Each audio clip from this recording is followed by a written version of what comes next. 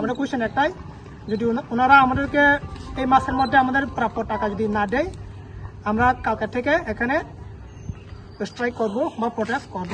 এটাই আমরা এখন আমরা গত বছরের 2025-এর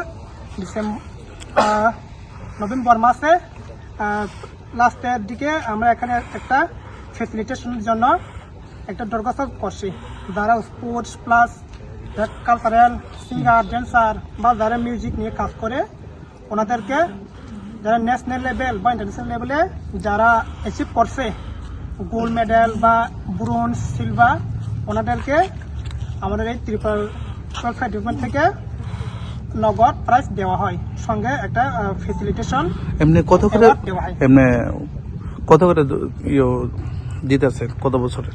আমার জানা মতো গত বছরে দিয়েছে যারা গোল্ড মেডেল পেয়েছে ওনাদেরকে 75,000, আর যারা ব্রোঞ্জ বা সিলভার পেয়েছে ওনাদেরকে 50,000 টাকা দিয়েছে।